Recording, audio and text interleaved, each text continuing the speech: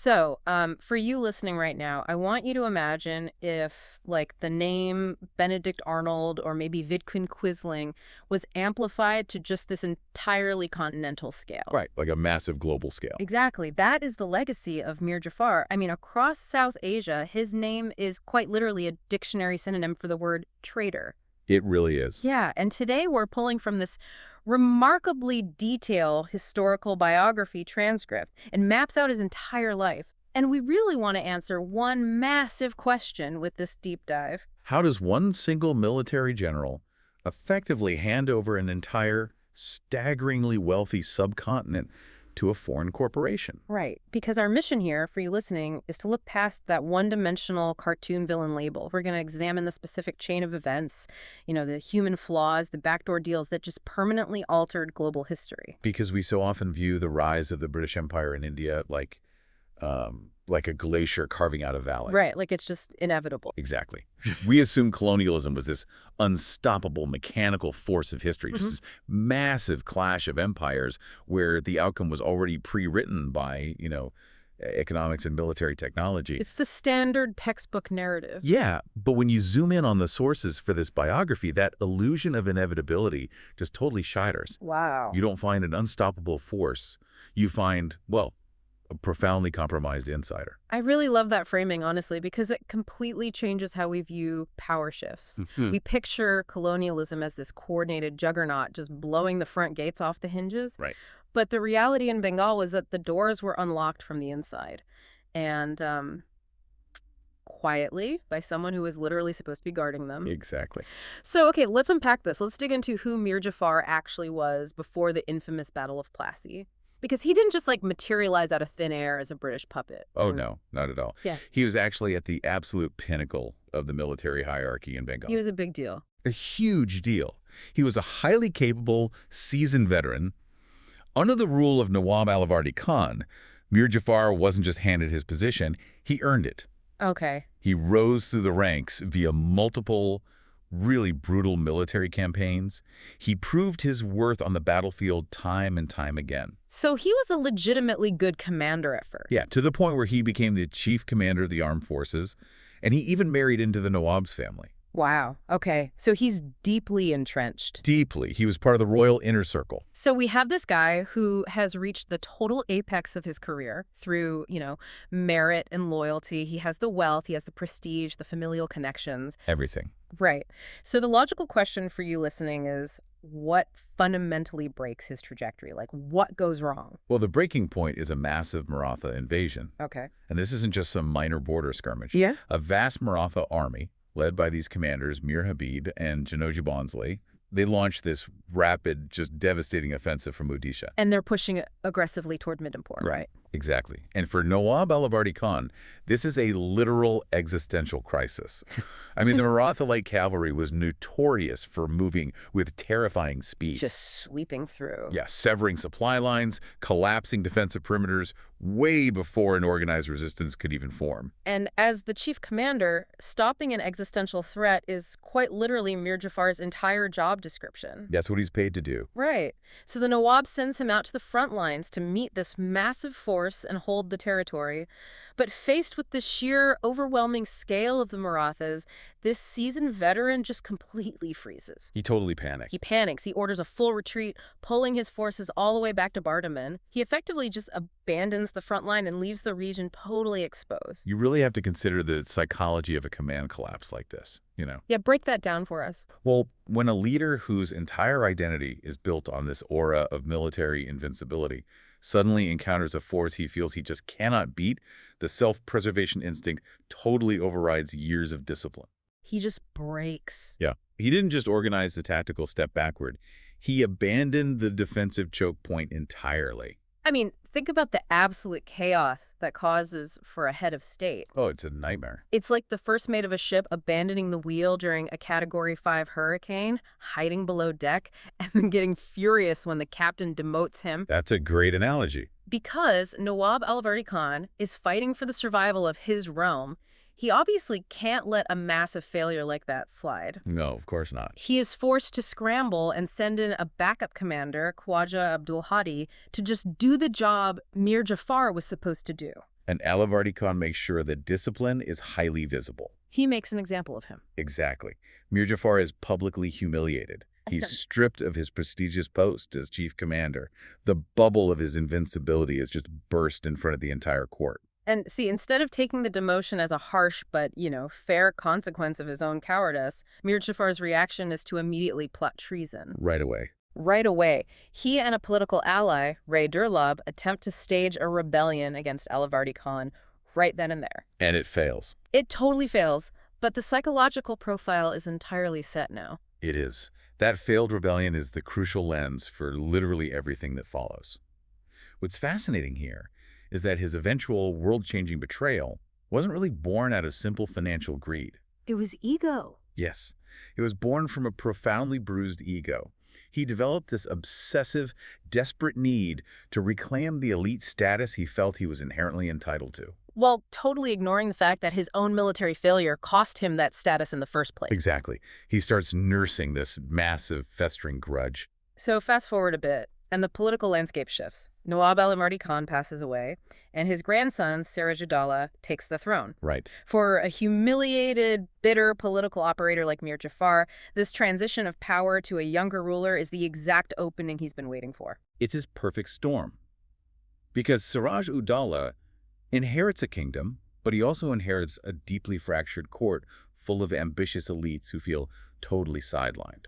So Mir Jafar sees his chance. Yeah, but he realizes he can't take the throne by military force alone. So he becomes a military anchor for a massive corporate and aristocratic conspiracy. Wow, corporate conspiracy. Yeah, he aligns with incredibly wealthy financial powerhouses, specifically the banking family of Jagat Seths, influential brokers like Omi Chand, and his old co-conspirator, ud-Daulah. I want to pause on the mechanics of this cabal for a second, because this is where the representative of the British East India Company, Lord Robert Clive, actually enters the picture. This is the turning point. Right, because we tend to separate military history from corporate history. But the East India Company was essentially a heavily armed hedge fund. That's exactly what they were. They needed local capital and local compliance to extract wealth. So Jagat Seths' banking empire provides the financial backing for a coup, Clive provides the foreign military muscle, and Mir Jafar provides the internal rot. That is the exact mechanism of the conspiracy. They forge a secret, multi-layered pact.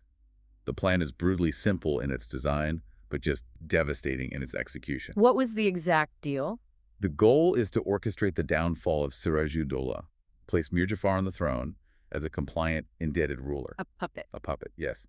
And in exchange, the East India Company and the local financial elites get unprecedented wealth and operational freedom in Bengal. Because the conspiracy was now fully baked, all Mir Jafar had to do was literally wait for the powder keg to ignite. And that ignition happens on June 23, 1757, at the Battle of Plassey. The famous Battle of Plassey. Textbooks point to this day as the dawn of British rule in India. They do. Nawab Siraj ud-Daulah marches out with a massive army to face Robert Clive's much smaller British force. But Mir Jafar is there too. He is. Having maneuvered his way back into a command position, he's controlling a huge wing of the Nawab's troops. And when the cannons start firing, Mir Jafar simply stands still. He does nothing. He refuses to engage. He watches the battle happen right in front of him and does absolutely nothing. And the mechanics of 18th century warfare make this kind of inaction incredibly lethal, don't they? Oh, absolutely. Battles of this era relied heavily on formation, momentum, and the intimidation factor of numbers. Right. When a massive percentage of your army, commanded by one of your most senior leaders, just refuses to move forward, it doesn't just deprive you of swords and muskets. It creates a huge gap. It creates an immediate tactical vacuum on the flank and a devastating psychological blow to the rest of the troops. Wait, let me challenge the focus purely on Mir Jafar here, though. Because the biography makes a point to highlight that there were highly capable, deeply loyal commanders on the Nawab's side who absolutely did fight that day. Yes, that's right. Men like Mir Madan, Mohan Lal, Khwaja Abdul Hadi Khan, the very guy who replaced Mir Jafar years ago, and Nabi Singh Hazari, Right. They threw themselves into the battle fiercely. So if you have loyalists fighting with that much intensity, does the battle really hinge entirely on Mir Jafar's inaction? Or was the young Nawab's military apparatus just fundamentally outmatched by British tactics? It's a really fair pushback, but you have to look at the battlefield geometry. Okay, what do you mean? Well, yes, Mir Madan and Mohan Lal fought bravely, and they actually put immense pressure on the British lines early on. But loyalty cannot plug a geographical hole. Ah, I see. When Mir Jafar's wing refuses to advance, the British forces don't have to worry about being encircled or flanked by those thousands of men. They can concentrate all their artillery and musket fire directly onto the smaller loyalist contingents. Wow, so they just focus fire. Exactly. Mir Jafar's physical inaction was the literal linchpin of the defeat. He was the load-bearing pillar that simply walked away from the structure. And once that pillar walks away, the loyalists are overwhelmed. Siraj ud-Daulah realizes the sheer scale of the betrayal from within his own ranks. He is forced to abandon the field, flee his own capital of Murshidabad, and run toward Dhaka. The field is totally lost. Mm. And on June 24th, literally just one day later, Robert Clive essentially hands the crown of Bengal over to Mir Jafar. Just like that. Just like that. The conspiracy achieves its objective. He finally gets exactly what he plotted for. He is the Nawab. And to cement this new reality, he immediately adopts an absurdly long, grandiose royal title. Oh, this title is amazing. It takes a deep breath just to say it. He calls himself Shuja ul Mulk Hashim ud-Daulah Mir Muhammad Jafar Ali Khan Bahadur Mahabachung. It's quite a mouthful. It really is. Oh. What is the psychology behind taking a name like that? Well, that title is a fascinating psychological artifact. I mean, when someone assumes power through legitimate, universally recognized means, they rarely need to wrap themselves in 20 words of aristocratic boasting. That makes sense. They don't have to prove it. Exactly. A title that heavy is an act of desperate overcompensation. He is trying to project this absolute, unshakable authority because he knows, deep down, his rule is built on quicksand. And the reality behind that fancy title turns incredibly grim, incredibly fast. Because you don't just betray your monarch on a Thursday and transition smoothly into peaceful governance on a Friday. No, you really don't. To secure this newly stolen dynasty, Mir Jafar and his son Miran orchestrate a systemic, horrifying purge. The sources show they act less like royalty and more like a street cartel eliminating rival gangs. It is the brutal logic of illegitimate regimes. They know perfectly well how easily a ruler can be toppled by a palace conspiracy. Because they just did it. Because they just wrote the playbook on it. Yep. So they're haunted by their own precedent, and it leads to intense paranoia. The only way they know how to secure the throne is to physically eliminate any human being who could possibly serve as a focal point for a counter-rebellion. Which brings us to the terrifying fate of the young Nawab, Siraj ud-Daulah. He never made it to Dhaka, did he? No, he didn't. He was captured near Raj Mahal and dragged back. And the end of his life is heartbreakingly bleak. The transcript details that while he is literally begging just to be allowed to read his namaz, his prayers, he is murdered by a man named Muhammadi Beg. Acting on the direct orders of Mir Jafar's son, Miran. But they don't just execute him privately. They parade his dead body on the back of an elephant through the streets and markets of Murshidabad. That parade is a calculated tactic of psychological warfare. It's so crazy. It is. It's a deliberate act of public desecration meant to broadcast terror to the populace. It sends a very clear message to everyone watching. The old regime is utterly dead, and looking to the past will only bring you violence. But the paranoia doesn't stop with the deposed Nawab. Miran then targets the royal women, specifically powerful figures like Ghasseti Begum. Right. And they don't just exile them. Miran systematically murders the remaining royal women by poisoning them or loading them onto boats and drowning them in the river. It's an incredibly dark, total erasure strategy. It's horrifying, but we often underestimate the political leverage of noble women in this era. Oh, how so? Well, Ghasseti Begum wasn't just some passive resident of the palace. She was a major political player. She possessed immense personal wealth, vast networks of patronage, and the social standing to fund and legitimize a counter-coup against Mir Jafar. Oh, wow. So she was a real threat. A huge threat. Miran didn't drown her out of mindless cruelty. I mean, it was cruel, but he drowned her because she represented a highly capitalized political threat. They were trying to violently burn the roots of the previous dynasty right out of the soil. Wow. So they eliminate all their domestic rivals. But the bitter irony of this entire saga is that by letting the British into the vault, they handed the keys of the kingdom to a much more dangerous force. One, a much bigger predator. Exactly. Because part of the secret pact made before Plassey was that the conspirators would be heavily compensated. As soon as Mir Jafar is in power, he and Robert Clive immediately begin gutting the royal treasury. This is where the economic reality of the corporatized coup really sets in. You have to remember, the East India Company isn't there to govern. Right. They are there to extract dividends for their shareholders. The immense wealth of Bengal, and this was a region that was an economic powerhouse of the global economy, Hmm. at the time it just starts flowing out of the local infrastructure and directly into the pockets of the company and its officers. Just a massive wealth transfer. Huge. The treasury is bled dry, which immediately cripples Mir Jafar's ability to run his own state. So he achieved his ultimate ambition. He's the Nawab. But he finds himself ruling over a hollowed-out shell. Yeah. And this triggers a steep, pathetic downward spiral. The biography details how he becomes heavily addicted to opium. He grows incredibly arrogant, verbally abusive to his advisors and the people around him, and he completely alienates whatever loyal subjects he had left. He essentially becomes a toxic, depreciating asset to the British. Right, because they're running a business. Exactly. The East India Company operates on cold calculus. Once Mir Jafar served his purpose of unlocking the gates, his incompetence became a liability to their profit margins. Wow, so what do? They view him as such a useless puppet that they actually orchestrate a second coup.